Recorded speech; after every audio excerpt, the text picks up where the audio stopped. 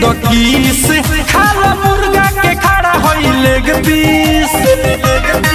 सुनो मिस दे दो किस खाला मुर्गा के खड़ा होई लेग पीस ए साल में सुनो है जानू मुहवा नयापन फुलोई होई प्यार से पीलो पियो बोलो हैप्पी न्यू ईयर बोलो हैप्पी न्यू ईयर होई प्यार से पीलो पियो बोलो हैप्पी न्यू ईयर बोलो हैप्पी न्यू ईयर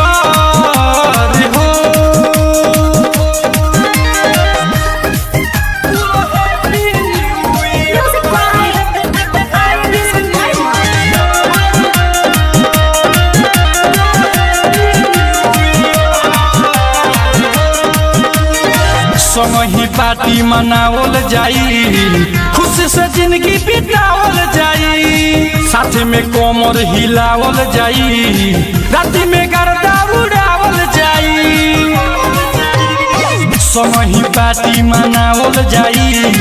खुशी के जिंदगी बितावल जाई साथ में कोमर हिलावल जाई राती में गर्दा उड़ावल जाई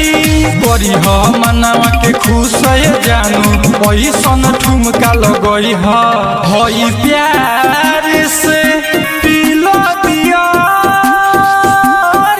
बोलो हैप्पी न्यू ईयर बोलो हैप्पी न्यू ईयर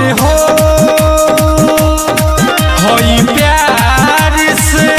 पीलो पियो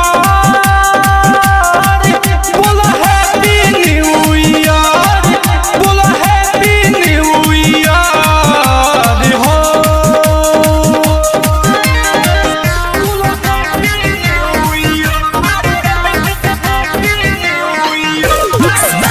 रजनीश जेके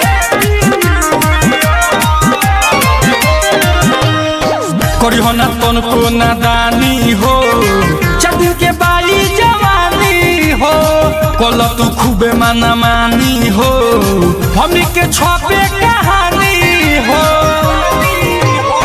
करी हो ना तन को नादानी हो चादर के बाली जवानी हो कल तू खूबे माना मानी हो